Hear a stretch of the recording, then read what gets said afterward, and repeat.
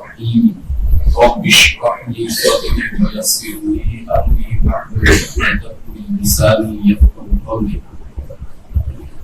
الحمد لله رب العالمين والصلاة والسلام على سيد الأنبياء والمرسلين وعلى آله وأصحابه أجمعين. أما بعد فأعوذ بالله من الشيطان الرجيم. بسم الله الرحمن الرحيم. يا أيها الذين آمنوا اتقوا الله حق تقاته ولا تموتن إلا وأنتم مسلمون. وقال الله تعالى في موضع آخر واتبع سبيل من أناب إليه.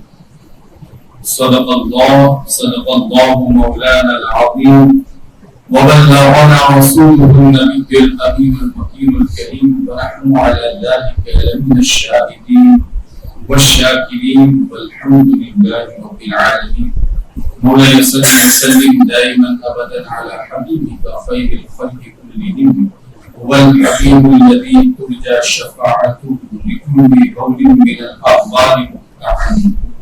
يا ربي بالمصطفى بلغ مقاصدنا، يا ربي بالمصطفى بلغ مقاصدنا، يا ربي بالمصطفى بلغ مقاصدنا، واغفر لنا ما مضى يا واسع الكرم، واغفر لنا ما مضى يا واسع الكرم. انتہائی عقیدت محبت کے ساتھ بارگاہ رسالت مآب صلی اللہ تعالی علیہ وسلم نے درود پاک کا نذرانہ عقیدت پیش کریں.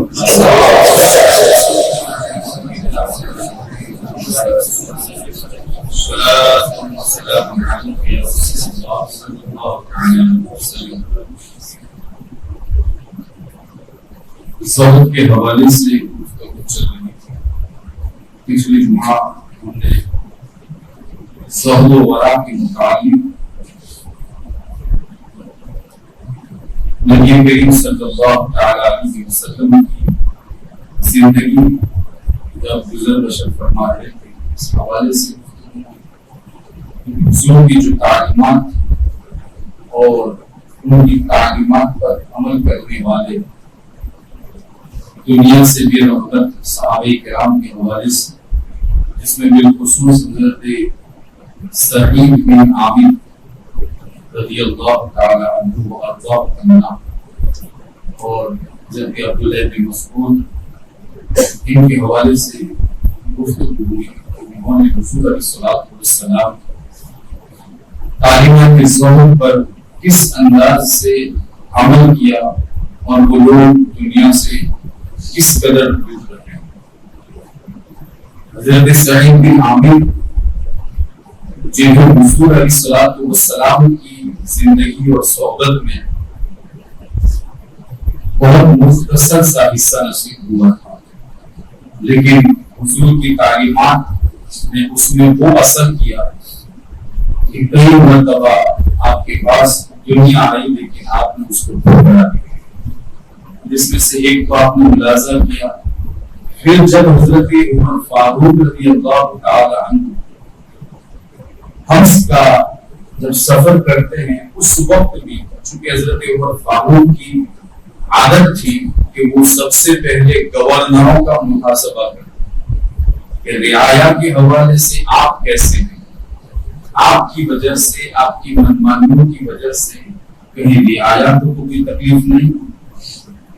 تو اس وقت حضرت سعید بن عامر کے حوالے سے وہاں کے لوگوں نے 4 شکایتیں کی تھی. میں پہلے بتا چکا ہوں، کبھی موقع ملے گا تو بتاؤں.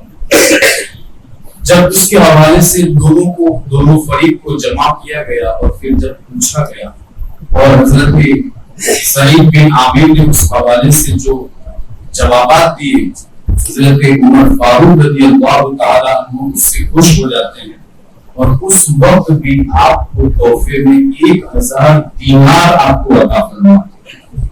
پھر ویسا ہی واقعہ پیش آتا ہے جب آپ اسے کھولتے ہیں تو آپ اسے دور پاتے ہیں. یہ دنیا جمع ہو کر میرے پاس کیوں آئی؟ صرف اس لیے کہ وہ میری آخرت خراب کرتے. تو صحابہ کرام کا اس پر بڑا عمل رہا ہے کہ انہوں نے دنیا کی طرف کبھی توجہ نہیں فرمائی. ہمیشہ آخرت کی طرف راغب ہو۔ یہ گفتگو سننے کے بعد ہو سکتا ہے آپ کی قلوب و اذہان کی سطح پر کچھ ایسے سوالات بھی آ جائیں کہ تو پھر ہم کیا کریں؟ جنگلوں کا رخ کر دیں، جنگلوں کی طرف چلے جائیں، دنیا کو پشے پشت ڈالتے ہوئے ہم جنگلوں میں جا کر صرف عبادت میں مصروف رہیں؟ تو پھر یاد رکھیں اسلام اس کی بھی اجازت نہیں دیتا۔ اسلام نے خود فرمایا لا رہبانیت فی الاسلام، اسلام میں رہبانیت نہیں ہے۔ اسلام یہ کہتا ہے تم اپنوں ہی میں رہو، تم اپنوں کے لیے کسب معاش کرو، اپنوں کی حقوق ادا کرو، معاشرے میں زندگی گزارو، ایک دوسرے کے ساتھ حسن سلوک سے پیش آؤ، حقوق اللہ اور حقوق العباد کی ادائیگی کی توفیق تمہیں جو نصیب ہو اس لحاظ سے تم زندگی گزارو۔ یہ در حقیقت تمہارے لیے سہولت ہے اور یہی اسلامی تعلیم ہے۔ پھر اگر ہم دیکھیں کہ ہم جنگلوں کی طرف چلے جائیں تو پھر ہمارے ماں باپ کا خیال کون رکھے گا؟ ہمارے اہل خانہ کا خیال کون رکھے گا؟ معاشرہ اور بہترین معاشرہ تشکیل کیسے پائے گا؟ اسلامی سماج کیسے پیدا ہوگا؟ یہ اجازت نہیں ہے تم سب کو چھوڑ کر جنگلوں کی طرف چلے جاؤ۔ اور نہ یہ حقیقت میں زہد بھی ہے۔ زہد در حقیقت یہ نہیں ہے کہ تم دنیا کو چھوڑ دو، یعنی تم جنگلوں کی طرف چلے جاؤ بس وہیں پر اللہ اللہ کہتے رہو۔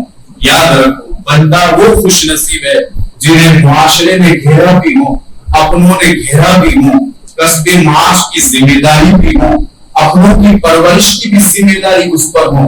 ایسے وقت میں وہ وقت سے فارغ ہو کر رات کی تنہائیوں میں دنیا سے منہ موڑ کر آخرت کی طرف لو لگا کر اپنے رب کو راضی کرتے ہوئے اللہ اللہ کا ذکر کریں اور اس کا نام لیتا رہے، یہ در حقیقت زہد ہے اور کسی کو زاہد کہا جاتا ہے۔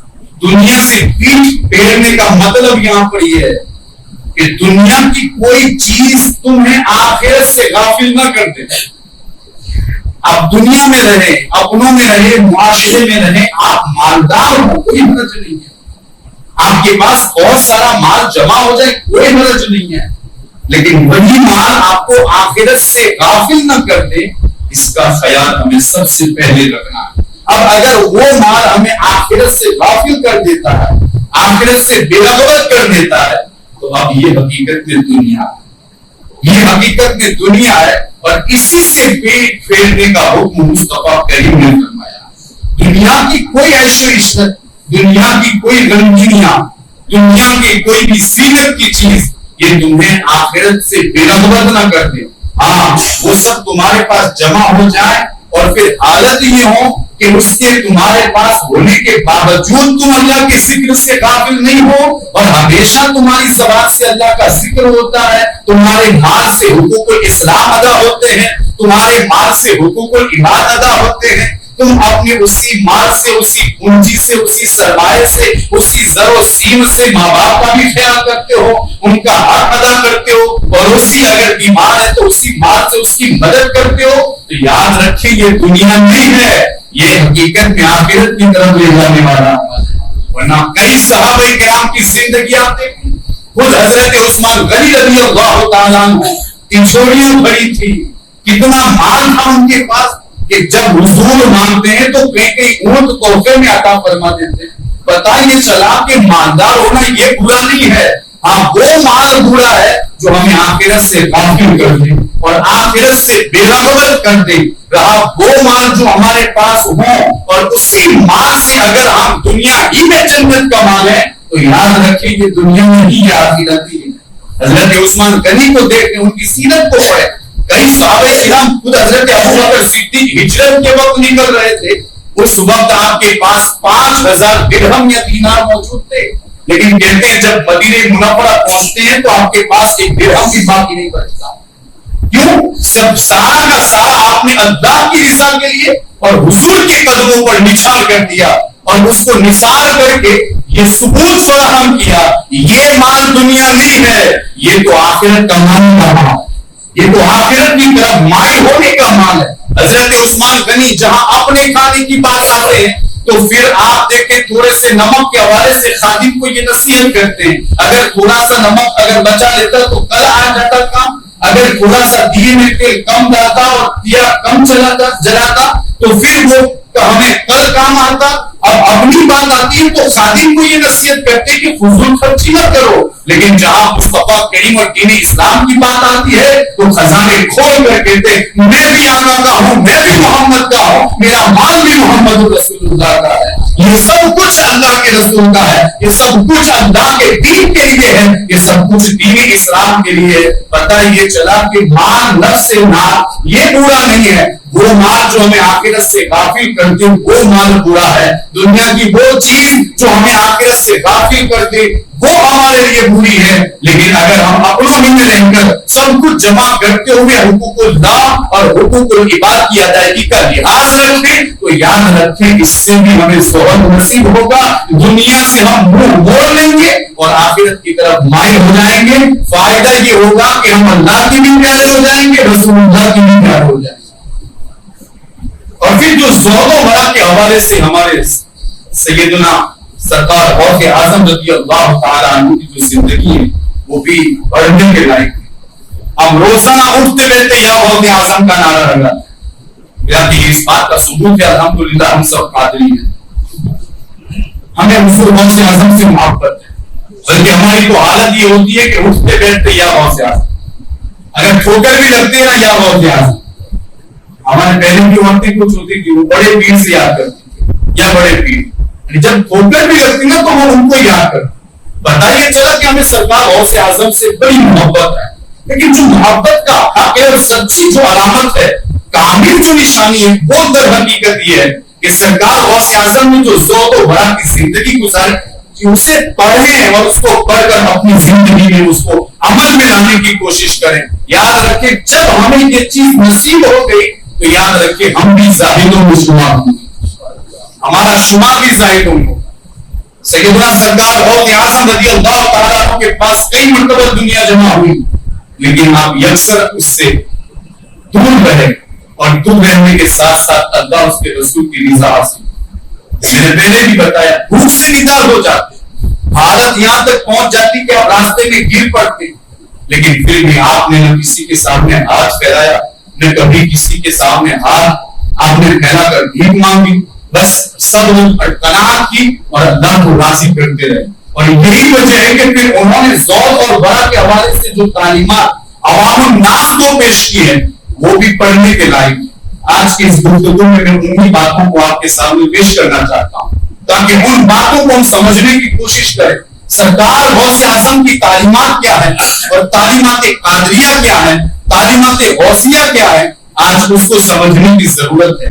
آپ کا جب واس کا جب اجلاس منعقد ہوتا تو جانتے ہیں اس کی کیفیت کیا تھی؟ کہتے ہیں ابتدا میں تو آپ بیان نہیں کرتے تھے، لیکن جب آپ نے بیان کرنا شروع کیا تو پہلے مسجد میں ہوا، پھر مسجد کے صحن میں نکلے، جب وہاں پر بھی وہ زمین تنگ نظر آئی آپ محلے میں نکلے، جب وہ زمین بھی آپ کے لیے تنگ نظر آئی تو آپ بازار میں نکلے، اور جب وہ زمین بھی آپ کو تنگ نظر آئی آپ میدانوں میں نکل گئے، یہاں تک کہ آپ کی بارگاہ میں واز سننے کے لیے حاضر ہونے والوں کی تعداد لاکھوں سے بھی اوپر جاتی ہے، بلکہ آپ کے واز کی تاثیر اور آپ کے واز کا اثر جو ہوتا اس کے حوالے سے ہمارے بزرگان دین لکھتے ہیں 5,000 یہودی اور نصرانی ایک مجلس کی گفتگو سن کر دامن اسلام سے وابستہ ہو جاتا ہے۔ کئی ہزار لوگ اس وقت توبہ سے مشرف ہوتے تھے، توبہ کرتے تھے اور اللہ رب العزت انہیں راہ ہدایت عطا فرماتا۔ انہی کی تعلیمات آج آپ کے سامنے بھی پیش کرتا ہوں۔ آپ خود فرماتے بندہ زہد و ورع کی منزل پر اس وقت تک فائز نہیں ہو سکتا جب تک کہ وہ ان 10 باتوں کا خیال نہ کر لے، جب تک کہ وہ ان 10 باتوں پر عمل کرنے کے لیے اپنے آپ کو تیار نہ کر لے۔ جس شخص نے بھی ان 10 باتوں پر عمل کر لیا اور اسے اپنے اندر جمع کر لیا اور اسے لازم پکڑ لیا تو پھر یاد رکھیں وہ بندہ دنیا اور آخرت میں ہر جگہ کامیاب ہوگا۔ گویا کہ انہوں نے زندگی اور بہترین زندگی گزارنے کے حوالے سے ہمارے لیے ایک بہترین راہ ہدایت ہموار کی ہے۔ وہ تعلیمات جو ہمارے لیے بچھانے کا ہے وہ انہوں نے ہمارے لیے پیش کی ہے. ایک ایک کر کے میں آپ کے سامنے پیش کرتا ہوں. آپ نے خود ارشاد فرمایا جو بندے مومن زہد و ورع کی منزل پر فائز ہونا چاہتا ہے اس کے لیے یہ 10 باتیں ضروری ہے. سب سے پہلی بات اپنی زبان پر قابو رکھنا, اپنی زبان پر قابو اور کنٹرول حاصل کرنا. جس وقت آپ نے اپنی زبان پر قابو پا لیا, یاد رکھیں آپ کا شمار زاہدوں میں ہونے لگے گا. حالات یہ ہے بندہ جب بھی منہ میں آئے بول دیتا ہے, بک دیتا ہے, لیکن یاد رکھیں یہ زبان فضول بولنے کے لیے نہیں ہے, یہ زبان صرف بکنے کے لیے نہیں ہے, یہ زبان اس لیے ہے تاکہ ہم ضرورت کے وقت وہ الفاظ بولیں جس سے اللہ اس کا رسول راضی ہو جائے. ہم اپنی زبان سے اللہ کا ذکر کریں. یہ زبان فضول بکنے کے لیے نہیں ہے. جیسے آج کل ہمارے یہاں ماحول ہے, جو بھی آیا منہ میں بک دیا, انہیں یہ بھی نہیں پتا کہ زبان کیا بول رہی ہے اور پھر ہماری زبان سے کیا نکل رہا ہے, کون سے الفاظ ہے. ہم نے تو کئی لوگوں کو شریعت کا مذاق کرتے ہوئے بھی سنا ہے, جنت کے حوالے سے جوک بناتے ہوئے بھی سنا ہے, شریعت کے حوالے سے کئی باتیں ایسی بولتے ہوئے ہم نے سنا ہے کہ اس وقت انہیں یہ توجہ نہیں رہتی. وہ یہ چاہتے کہ ہم بولتے ہیں تو لوگ سنتے ہیں, ان کے اچھا لگتا ہے. ارے ان کی خوشی کے لیے تو اپنی آخرت برباد کر دیتا ہے. سرکار غوث اعظم نے اس سے سب سے پہلے زبان کے حوالے سے ارشاد فرمایا اپنی زبان پر کنٹرول رکھو, اس لیے کہ یہ ہے تو معمولی, لیکن ذرا دیکھیں میرے رب نے نظام کیسا قائم کیا ہے. یہ 2 ہونٹوں کی پھاٹک کے اندر رکھی گئی ہے اور پھر اس کے ارد گرد 32 پر وہاں پر پہرے دار بھی رکھے ہیں تاکہ یوں ہی نہ چلنے لگے. اس کو چلانا ہے تو بڑا سوچ سمجھ کر چلانا ہوگا. منہ میں رکھا اس کو اور پھر وہ بھی 32 پہرے داروں کے درمیان, اور وہ بھی دونوں ہونٹ کی پھاٹکوں کے اندر. اگر باہر رہے گی تو جیسے آئے چلے گی, اس کو اندر ہی رکھا جائے. اور اسی لیے اللہ رب العزت نے قرآن میں بھی بار بار ارشاد فرمایا یا ایھا الذین آمنوا اتقوا اللہ وقولوا قولا سدیدا. لوگو ایمان لے آئے ہو, اب اللہ سے ڈرو اور زبان کے حوالے سے کنٹرول اختیار کرو, اور جب بات کرو تو سچی بات کرو, جب بات کرو تو حق بات کرو. حالانکہ معاملہ ہمارا بالکل الٹا ہے.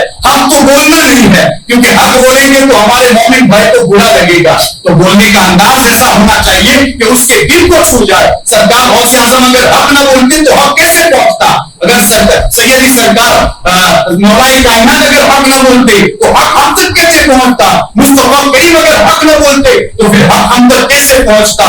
سرکار غوث اعظم فرماتے اپنی زبان پر قابو اختیار کرو. ہے تو چھوٹی سی چیز لیکن یہ اتنی بھاری ہے اور اتنی قیمتی ہے. اگر چلتی ہے تو اس کے فوائد بھی ہے, چلتی ہے تو اس کے نقصانات بھی ہے. اگر چل جائے اور اچھا بولے تو جنت ہے, اور اگر بول لے اور چل جائے اور برا بولے تو جہنم بھی ہے. اس لیے اس پر سب سے پہلے کنٹرول اختیار کرو اور اس پر قابو حاصل کرو. یہ وہ چیز ہے اگر تم نے زبان پر قابو اختیار کر لیا تو پھر ہمیں اس سے یہ سمجھ میں آتا ہے کہ غالی گروہ سے بھی بچنا ہوگا, غیبت سے بھی بچنا ہوگا, کسی کو ستانے سے بھی بچنا ہوگا, کسی کو بجانے سے اور کسی کو کھلانے سے بھی بچنا ہوگا, اور ان کو ہمیں ستانے سے بھی بچنا ہوگا, کیونکہ یہی زبان کا حق ہے. اور یہی زبان کے حوالے سے سرکار غوث اعظم کی تعلیمات ہے. اپنی زبان پر کنٹرول اختیار کرو کہ ایسا نہ ہو کہ بول دو اور بعد میں پچھتانا پڑے, بعد میں تمہیں توبہ کرنی پڑے. اس لیے پہلے سوچو اور پھر بولو, اور بولو تو ایسا بولو کہ عرش والا بھی راضی ہو جائے اور مدینے والا بھی راضی ہو جائے. ایسا بولو. تو پھر اب آپ دیکھیں اس پر آپ نے ایک آیت کریمہ بھی انہوں نے پیش کی ہے کہ لوگ اس حوالے سے زبان پر قابو حاصل نہیں کرتے. اللہ رب العزت نے سچوں کے ساتھ ہونے کا حکم دیا ہے اور سچ بولنے کا حکم دیا ہے, اور پھر فرمایا لعنت اللہ علی الکاذبین, لعنت اللہ علی الکاذبین, جھوٹوں پر اللہ کی لعنت. اور پھر آپ فرماتے ہیں دوسری چیز, کوئی کسی کی غیبت نہ کرے. سارا معاملہ یہاں پر کوئی کسی کی غیبت نہ کرے, اس لیے کہ قرآن میں فرمایا ولا یغتب بعضکم بعضا, کوئی کسی کی غیبت نہ کرے. اس لیے کہ غیبت وہ چیز ہے جو ہمیں جہنم میں لے جانے والی چیز. حقوق اللہ اگر اللہ سے توبہ کرے تو معاف ہو جائیں گے, لیکن غیبت یہ حق العبد ہے, یعنی غیبت نہ کرنا. اگر آپ کسی کی غیبت کرتے, یاد رکھیں غیبت تو ہو گئی, غیبت کر لی. کچھ لوگ کہتے ہیں اس کے اندر جو باتیں نہیں بتا رہا ہوں یہی تو غیبت ہے, اور اگر وہ باتیں اس میں نہ ہوگی تو وہ الزام ہو جائے گا. بات سمجھ میں آئے؟ لوگ کہتے ہیں نا اب جو حق ہے وہ تو بولنا ہی پڑے گا, اب اس کے اندر یہ باتیں. ہاں ایسا کوئی وصف ہے جس سے مسلمانوں کو نقصان پہنچتا ہے تو آپ دوسرے مسلمانوں کو اس حوالے سے آگاہ کر سکتے ہیں. بھائی اس کے ساتھ معاملہ کرنے سے پہلے آپ دیکھ لینا کہ ایسا نہ ہو کہ آپ کو نقصان پہنچے. یہ غیبت نہیں ہے. آپ مسلمانوں کو بچانا چاہتے ہیں, ان کے مکر اور ان کے بڑے سے بچانا چاہتے ہیں, یہ غیبت نہیں ہے. لیکن بار بار اس کے حوالے سے اس کے عیوب جو لوگوں پر پیش نہیں کیے گئے اس کو کھنگالنا, اس کے بارے میں باتیں کرنا, یہ درست نہیں ہے. قرآن فرماتا ہے کیا تم اس بات کو پسند کرتے ہو کہ تم اپنے مردہ بھائی کے گوشت کو کھاؤ؟ ہرگز تم اس کو پسند نہیں کرتے. تم اس کو پسند نہیں کرتے تو تمہارے لیے ضروری ہے کہ اس کی غیبت سے بچے, اس لیے کہ غیبت کا وبال اور غیبت کا گناہ یہ ہے کہ گویا کے مردہ بھائی کا گوشت کھانا. حقوق اللہ اگر توبہ کرتے تو معاف ہو جائیں گے. حقوق العبد کی حالت یہ ہے جب تک بندے سے توبہ نہ کروائے اور بندے سے معافی نہ مانگ لے تب تک وہ معاف ہونے والا نہیں. اس لیے زبان پر قابو اختیار کرو, اپنی زبان کو محفوظ رکھو اور غیبت سے اپنے آپ کو بچاؤ. تیسری چیز سرکار غوث اعظم فرماتے ہیں, کوئی کسی کا مذاق نہ اڑائے, کوئی کسی کا تمسخر نہ اڑائے. ایک قرآن کا فرمان ہے, یا ایھا الذین آمنوا لا یسخر قوم من قوم عسیٰ ان یکونوا خیرا منہم. قرآن فرماتا ہے اے مردو مومنو, اللہ رب العزت نے تمہیں ایمان دیا ہے تو پھر دنیاوی چیزوں کی وجہ سے تم دوسروں کا مذاق نہ اڑاؤ. رب تعالیٰ نے تمہیں اگر بنگلہ دے دیا ہے تو ٹھیک ہے, میرے رب کی نعمت ہے, لیکن کسی کا مذاق اڑانے کے لیے نہیں ہے, کسی کا ٹھٹھا اڑانے کے لیے نہیں ہے. رب تبارک و تعالیٰ نے اگر تمہیں اعلیٰ قسم کی گاڑیاں دے دی ہے تو ٹھیک ہے, لیکن تمہیں اب کسی غریب کی گاڑی دیکھ کر مذاق اڑانے کا حق نہیں ہے, اس کا ٹھٹھا اڑانے کا حق نہیں ہے. اس طریقے سے جتنی بھی باتیں ہیں اس کی ذات کے حوالے سے, اس کے رہن سہن کے حوالے سے, اس کے گھر کے لحاظ سے, کسی بات میں بھی مسلمانوں کو اس بات کی اجازت نہیں ہے کہ وہ اپنے مسلمان بھائی کا ٹھٹھا اڑائے, بلکہ دوسرے لوگوں کے لیے بھی اجازت نہیں ہے کہ وہ دوسرے کمزوروں کو دیکھ کر وہ مذاق کریں, ٹھٹھا اڑائے. جیسے آج کل ہمارے یہاں مذاق اڑایا جاتا ہے, کسی کا کپڑا دیکھ کر, کسی کا گھر دیکھ کر, کسی کی گاڑی دیکھ کر مذاق اڑایا جاتا ہے. کیونکہ کوئی چیز اگر ہمیں مل جائے تو یہ شکر کی ادائیگی کے حوالے سے ہے, نعمت کے اعتراف کے حوالے سے ہے. اس میں ذرہ برابر کسی کے لیے کوئی مذاق کی بات نہیں ہے. ہاں اگر ملا ہے تو ہم شکر ادا کریں گے, اور اگر کسی کو نہیں بھی ملا ہے تو ہم اس کے حوالے سے ذرہ برابر مذاق نہیں کریں گے. اب یہاں پر ہم دیکھیں کچھ لوگ ہم لوگ گاڑیوں اس کے حوالے سے تو چھوڑ دیجیے, اگر کسی کی ذات میں اگر کوئی خرابی ہوتی ہے, کوئی ہنجا ہوتا ہے, کوئی ڈولا ہوتا ہے, کوئی بھینگا ہوتا ہے, اس وقت ان کے حوالے سے مذاق اڑایا جاتا ہے اور پھر اس کی نقل بھی اڑائی جاتی ہے اور پھر اس کو لوگوں کے سامنے شرمندہ بھی کیا جاتا ہے. قرآن فرماتا ہے یا ایھا الذین آمنوا لا یسخر قوم من قوم عسیٰ, کیا ہے کہ کسی کا بھی مذاق تم نہ اڑاؤ, عسیٰ ان یکون خیرا منہم, ہو سکتا ہے وہ شخص جس کا تم مذاق اڑا رہے ہو اللہ کے نزدیک اس کا مقام اور مرتبہ بہت بلند ہوگا. کوئی کسی کو پہچانتا نہیں ہے, اتنے سارے لوگ یہاں پر ہیں, کوئی نہیں کہہ سکتا کہ کون اس میں اللہ کا محبوب اور مقبول بندہ بیٹھا ہوا ہے. یہ میرے رب کی طرف سے ایک نظام ہے, اس نے ولیوں کو اپنے محبوب بندوں کو لوگوں میں چھپا کر رکھا تاکہ ہر شخص دوسرے کی عزت کرے. تو پھر ہم جس کا مذاق اڑائے, ہو سکتا ہے صرف کوئی اخلاص کی وجہ سے اللہ رب العزت کے نزدیک اس کا مقام اور مرتبہ بہت بلند ہو. آقا فرماتے ہیں رب اشعث مرفوع عن الافواه, بہت سارے ایسے لوگ بال بکھرے, کپڑا ان کے گندے, اور پھر لوگوں کی حالت یہ کہ دروازے پر کوئی ان کو کھڑا کرنے کے لیے تیار نہیں, ان کی حالت ایسی ہوتی ہے. لیکن آقا فرماتے جانتے ہو یہ تمہارے نزدیک ہے, اگر اللہ رب العزت کے نزدیک دیکھا جائے تو ان کا تو عالم اور ان کا مقام یہ ہے لو اقسم علی اللہ لابرہ, اگر وہ کسی بات پر قسم کھائے اللہ رب العزت اس کی قسم کو پورا فرماتا. اگر آپ کسی سے کہیں کہ ہمارے بزرگ ہمیں بیٹا نہیں ہوتا, اور اگر وہ کہہ دے, اگرچہ آپ نے کتنی دوائیاں کروائی ہو, کچھ بھی کیا ہو, لیکن اگر وہ کہہ دے ہوگا تو اللہ رب العزت اس کی قسم کو پورا فرماتے ہوئے اس کو بھیجنے کی دولت کہ ان کا مقام اور مرتبہ ہوتا ہے. اب اگر اس کے بال کو دیکھا جائے, اس کے کپڑوں کو دیکھا جائے, اور پھر ہم اگر مذاق کرتے ہیں تو یاد رکھیں آپ کسی اور کا نہیں, اللہ کے ولی کا مذاق اڑاتے. اسی لیے قرآن نے بہت پہلے منع فرمایا کوئی کسی کا مذاق نہ اڑائے, اور ساتھ ہی ساتھ عورتوں کو بھی یہ ہدایت دی, کیونکہ ماں بہنیں سن رہی ہے تو اس کے حوالے سے پوری آیت کریمہ سورہ حجرات میں موجود ہے. میں نے پہلے بھی کہا تھا کہ سورہ حجرات کی تفسیر آپ پڑھیں, زندگی گزارنے کا نظام اللہ رب العزت نے اس میں ہمیں عطا فرمایا ہے, تمہاری زندگی کیسے گزرنی چاہیے. اس میں عورتوں کو بھی کہا گیا ہے, چونکہ یہ بس عورتوں کے اندر بہت زیادہ ہوتا ہے, کسی کو دیکھ کر مذاق اڑانا. تم عورتوں سے بھی کہا تمہیں کیا پتا تم جس کا مذاق اڑا رہی ہو وہ اللہ کے نزدیک تم سے زیادہ مقام اور مرتبے والی ہو, اس لیے کسی کا کوئی مذاق نہ اڑائے. اور چوتھی چیز, یہ آخری بات اس گفتگو کے حوالے سے, باقی بات انشاءاللہ بتاؤں گا, محارم کی طرف نظر نہ اٹھائے. یعنی جس چیز کو دیکھنا اللہ نے حرام فرما دیا ہے اس کی طرف نگاہیں نہ اٹھانا, یہ بھی زاہدوں کے اوصاف میں سے ایک وصف ہے. اور ہماری حالت کیا ہے؟ غیر محرموں کی طرف گھور کر دیکھنا, یہ ہماری حالت ہے. اب اس سے ایک بات یہ بھی پتا چلی کہ اگر کوئی زبان پر کنٹرول نہ کرے, اگر کوئی شخص غیبت کرتا ہے, اگر کوئی شخص کسی کا مذاق اڑاتا ہے, اور اگر کوئی شخص کسی غیر محرم کی طرف نظر اٹھاتا ہے یا پھر ایسی چیز کی طرف نظر اٹھا کر دیکھتا ہے کہ اللہ رب العزت اور اس کے رسول نے ہمیں حرام فرما دیا ہے, تو پھر اب ہم سمجھ سکتے ہیں کہ وہ شخص زاہد نہیں ہے, وہ صوفی بھی نہیں ہے, بلکہ وہ تو شیطان کا ایک مسخرہ بنا ہوا ہے.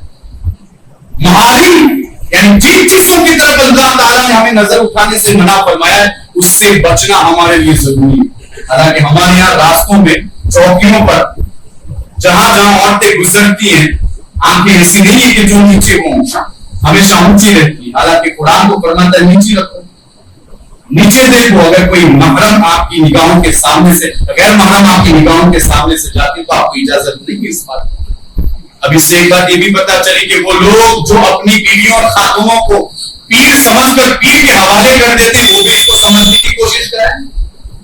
پیر کے حوالے سے ایک بات یہ بھی یاد رکھیے, قرآن کا فرمان ہے ہر شخص کو اپنی نگاہوں کو غیر محرم سے نیچے جھکانے کا حکم ہے, یعنی اجازت نہیں ہے ان کو دیکھو. اور ہمارے یہاں کیا ہوتا ہے, ایسے کچھ جاہل صوفی بنے ہوئے ہیں اور جاہل زاہد بنے ہوئے جنہیں اس کے حوالے سے کوئی پڑی نہیں ہوتی, وہ عورتوں سے اپنے قرب کو اختیار کرتے ہیں, قریب ہوتے ہیں, ان کے سامنے بیٹھتے ہیں, ان سے گفتگو کرتے ہیں. مرید کرنا ہوتا ہے تو پھر ہاتھ میں ہاتھ لیتے ہیں. اللہ اکبر, اللہ ماشاءاللہ سب کی بات نہیں ہے, لیکن یہاں پر آج ہمیں یہ سبق بھی حاصل کرنا ہے. سرکار غوث اعظم تو فرماتے ہیں وہ زاہدوں میں سے بھی نہیں ہے.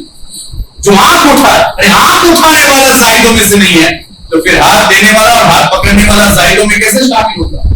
اور پھر دیکھیں یہ کوئی ایسا وصف نہیں ہے کہ کسی پیر کے سامنے جائیں تو پھر یہ حکم ہم اس میں شامل نہیں ہے. یعنی اب وہ گناہ ہم کو لاحق نہیں ہوگا, چاہے پیر ہو کوئی بھی ہو. میں یہ کہتا ہوں سب سے بڑے پیر اگر کوئی ہے تو وہ آمنہ کے لال ہے. مصطفیٰ کریم سے بڑھ کر کوئی پیر نہیں ہے. حضور علیہ السلام والسلام نے کبھی کسی عورت سے ہاتھ نہیں ملایا, اور اگر بات کرنے کی ضرورت بھی ہوتی تو پردے کی آڑ میں رہ کر بات کرتے.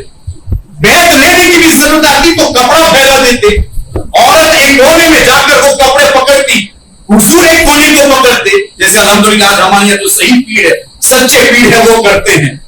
ایک کونا یہ پکڑتی, ایک کونا وہ پکڑتی, اور حضور جو بلاتے وہ بولتی اور وعدہ کرتے اور بیان کرتے. ایک جگہ یہ بھی آیا کہ حضور پانی میں ہاتھ ڈال دیتے اور دوسری طرف پانی میں وہ عورتیں ہاتھ ڈال دیتی اور پھر حضور ان سے عہد لیتے, وعدہ لیتے, اور اس طرح سے بیعت ہوتی. لیکن ہمارے یہاں جاہل جو صوفی بنے ہوئے ہیں, میں آپ سب سے گزارش کرتا ہوں ایسے لوگوں سے بچنے کی ضرورت ہے.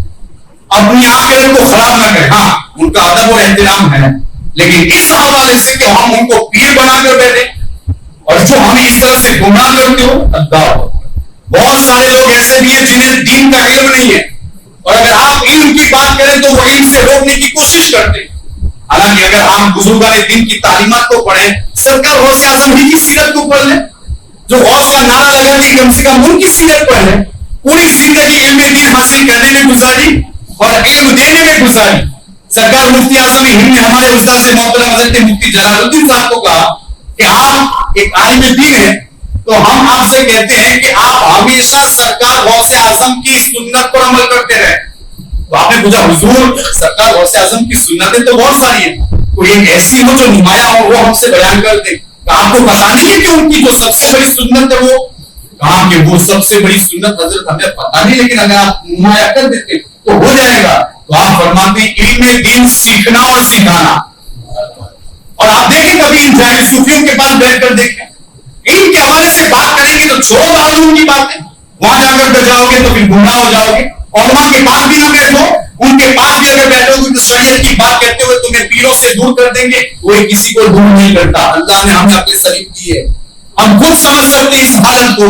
इल्म हर हाल में जरूरी है, ये बातें बताना मेरे लिए अजहर जरूरी है। हालात ऐसे हैं, कई पीर को देखा गया है कि गलत मसले बताते हैं आवाम को, और हमारी कौम इनकी भोली भाली है, जिन्हें खुद किताब का उठाना उन्हें वक्त मयसर नहीं, जिन्हें खुद कुतुब पीनी और मुताला करने की तौफीक नहीं है, ऐसे लोगों से मसले पूछकर फिर अपनी जिंदगी गुजारते हैं। करीब में एक शहर है, एक गांव है, वहां के एक पीर साहब है, एक दूसरे गांव के हवाले से जब उनके मुरीद ने उससे मसला पूछा, हुजूर मैंने अपनी बीवी को 3 तलाक दे दिए, अब मैं क्या करूं? कहा ठीक है, आप दोनों साथ में रहिए, कोई हरज नहीं है। अब मैं आपसे पूछना चाहता हूं, मुझे आप बताएं, अगर कोई शख्स किसी को 3 तलाक दे दे तो उसका मसला क्या है? हर शख्स को पता है, हर शख्स ये कहेगा तलाक मुगल्लज़ा हो जाने के बाद जब तक हलाला नहीं हो जाता वो पहले शौहर के लिए हलाल नहीं हो जाती। अब ये देखिए जाहिल पीर से मसला पूछने के लिए आलिमों के पास जाने की तो फुर्सत नहीं है।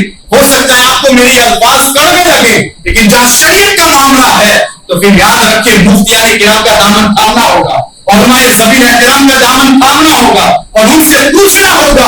उनसे पूछेंगे तो जिंदगी की गाड़ी चलेगी, उनसे पूछेंगे, उनसे करीब रहेंगे, उनसे मसाइल की वाकिफियत हासिल करेंगे, दुनिया और आखिरत दोनों समझ जाएंगी, वरना मामला यही रहेगा। बल्कि हमारे यहाँ एक साहब ने कहा कि अगर लड़की बैठी हो 9 महीने तक घर से या 9 महीने तक घर में बैठी रही हूं और कल शाम को उसके तलाकनामे पर उसकी दस्तखत हुई, अब उसकी ये इद्दत कितनी है? अगर मैं आपसे पूछूंगा तो आप भी बता देंगे कि अब उसकी इद्दत, क्योंकि कल तलाक वाक़ई हुई है, कल से उसकी इद्दत के अय्याम शुरू होते हैं। अब 3 हैज तक उसके अय्याम की इद्दत रहेंगे, इद्दत के अय्याम रहेंगे। लेकिन उन्होंने क्या जवाब दिया पता है? चूंकि 9 महीने से आपके घर में बैठी है, 1.5 महीने तक अगर आपके इसकी इद्दत कर ले तो ठीक है, आपके लिए काफी। इतनी अफसोस की बात है, ऐसों के हाथ में हमने हाथ दिया है। मैं आपको तासीर से नहीं रोकता, अदब से भी नहीं रोकता, उनका अदब और एहतराम करना हमारे लिए जरूरी है, लेकिन इसका मतलब ये भी नहीं कि हम उनके हाथ में अपना हाथ देकर खुद जो घूमना हो हम भी घूमना हो। परसों एक शख्स के साथ गुफ्तगू हुई तो उसने कहा कि आप क्या समझो पीर का मकाम और मर्तबा क्या? अल्हम्दुलिल्लाह, पीर का मकाम और मर्तबा तो वो है कि अल्लाह रब्बुल इज्जत की बारगाह में अगर वो कसम खाए तो अल्लाह उसे पूरी फरमा देता। पीर का मकाम और मनसब ये है, अगर कोई राह रात पर न उसका हाथ पकड़कर राह रात की तरफ में आए, ये पीर का मकाम और मनसब है। अब उसके साथ क्या है, तुम्हारे पीर ने दाढ़ी नहीं रखी, देखें आप, देखें लोग गुमराह कैसे हो रहे हैं और लोगों को गुमराह कैसे किया जाता है। तुम्हें क्या पता कि पीर को दाढ़ी नहीं हो तो क्या होता है? मैंने खुद उनकी दाढ़ी देखी, अरे भाई उनकी तो दाढ़ी है नहीं, क्या तुम्हें पता नहीं? वो जब चाहे जिसको चाहे दिखा सकते हैं। अच्छा, शरीयत का मसला तो जाहिर पर होता है, फतवा तो जाहिर पर लगता है, और तुम ये कहते हो कि जब चाहे दिखा सकते हैं। जब चाहे दिखा सकते हैं तो हमेशा क्यों नहीं रखते? जब वो बहुत ऐसे नाटक करने लगा तो हमने सवाल किया, भाई मुझे एक बात बताओ, सबसे बड़े पीर का हुजूर सल्लल्लाहु अलैहि वसल्लम, क्या उनकी दाढ़ी थी? अच्छा, एक बात ये भी है, उसने कहा कि मुझे हुजूर का दीदार हुआ। मैंने फौरन सवाल किया कि मुझे बता कि हुजूर का रुख कैसा था? क्या हुजूर की बात में तुमने देखा और दीदार किया तो उनके चेहरे पर दाढ़ी नहीं थी? दिमाग उस पर इंसान में लगाओ, ये उनकी बात है। गुमराह हो गए और गुमराह कर रहे हैं। ये मेरी भोली भाली कौम है कि जो उनके पीछे पड़े। शरीयत के मामले में हमेशा उलमाए किराम का दामन थामो। सिर्फ चंद अंगूठियां पहन लेने से, बाल लंबे कर देने से, और इस तरह के गमछे डाल देने से, और इस तरीके से अपनी जुल्फे पर हाथ देने से कोई सूफी नहीं हो जाता। चंद किस्से याद करके आवाम का हल्का बनाकर उनके दरमियान चंद किस्से सुना देने से कोई जाहिर नहीं बन जाता। इतने भी भोले ना बने कि आपकी आखिरत से खिलवाड़ होता हो, इतने भी भोले बनने की जरूरत नहीं है। आप उनके पास बैठे, उनके साथ उठे, कोई हर्ज नहीं, लेकिन जहां शरीयत का मामला हो तो दामन उलमा संभालना चाहिए, उसको मजबूती से थामना चाहिए। बहुत सारे लोग ऐसे होंगे जिनको तकलीफ हुई कैसे जुर्मों से, लेकिन अगर सलीम जी कौन सा पीर यानी कौन सा पीर आप जिसके मुताबिक बताए वो पीर का नाम क्या है? किसी के बारे में उसका नाम लेकर बात नहीं हो सकती। ये औसाफ आपके सामने बयान कर दिए गए, अब इन्हीं औसाफों को सामने रखते हुए हमें संभालना चाहिए। नहीं गलत नहीं है, मैं इसको साबित कर सकता हूँ, मैं इसको साबित कर सकता हूँ। जो शरीयत पर ना हो सही साहब वो कैसे इस तरह से काम कर सकता है? नहीं बता सकते, ये नहीं बता सकते। आप पूछ रहे किसी को मुफ्ती साहब से नहीं बता सकते। आवाम की इस्लाह करना, عوام کی اصلاح کرنا اس اعتبار سے کہ اگر آپ کو ایسے اشخاص نظر آئے تو آپ کو ضرورت ہے علماء کا دامن تھامنے کی. تو یہ اشارے ہی ہیں کیونکہ ہماری آنکھوں کے سامنے ہے، وہ ہماری آنکھوں کے سامنے ہے. شریعت کا دامن پہلے ہے، طریقت کا بعد میں. یہ تو حق بے شک حق ہے. شریعت پہلے سے ہی سر اور طریقت بعد میں ہے. جب تک کوئی شریعت کے میدان میں کامیابی حاصل نہیں کر سکتا تب تک وہ طریقت کے میدان میں قدم نہیں رکھ سکتا. الحمدللہ میں آپ کو یہ بھی بتاؤں کہ آج کے دور میں بھی اگر آپ مجھ سے پوچھیں کہ اچھے پیر کا پتہ دو تو میں دینے کے لیے تیار ہوں. سبحان اللہ. آپ مجھے پوچھیں تو میں آپ کو بتاؤں گا کہ آج بھی ایسے لوگ موجود ہیں کہ آپ ان کا دامن تھامیں آپ انشاءاللہ آپ اپنی مراد کو پہنچیں گے. اگر آپ مجھ سے پوچھیں تو میں آپ کو بتا دوں گا مارینا شریف چلے جائیں. اگر آپ مجھ سے پوچھیں تو میں آپ کو بتاؤں گا بریلی شریف چلے جائیں.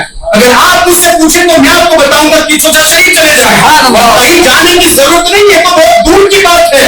احمدآباد کی سرزمین پر ایک بہت بڑے محقق موجود ہے، وہاں پر چلے جائے. حضور شیخ الاسلام کے ہاتھ میں ہاتھ دے دے. الحمدللہ ہمارے سچے پیر ہیں، سچے پیر ہیں. ہمارے سچے پیر ہیں کہ ان کے اندر ایسے اوصاف پائے جاتے ہیں الحمدللہ. اور پھر میں نے پہلے ہی الا ماشاء اللہ بول دیا ہے.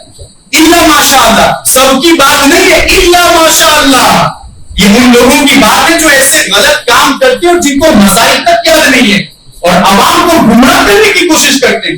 ایسے وقت میں ہونا تو یہ چاہیے کہ وہ یوں کہے کہ بھائی اس مسئلے کے حوالے سے مجھے علم نہیں، ہم مفتی صاحب کا کانٹیکٹ کریں گے، ہم ان سے پوچھیں گے پھر بتائیں گے. حالت کیوں ہونی چاہیے.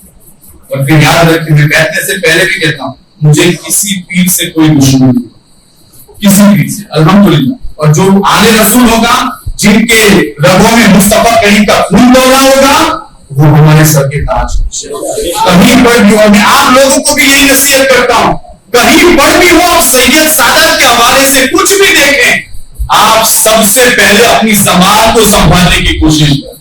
اس لیے کہ اگر آپ ان کو چاہے کچھ بھی کرتے دیکھیں، اس وقت کے جب تک ان کی زبان سے ان کے قول و فعل سے کفر صادر نہیں ہو جاتا تب تک ان پر ہماری ان کے حوالے سے ہمارے دلوں میں عزت ضروری ہے اور تعظیم ضروری ہے.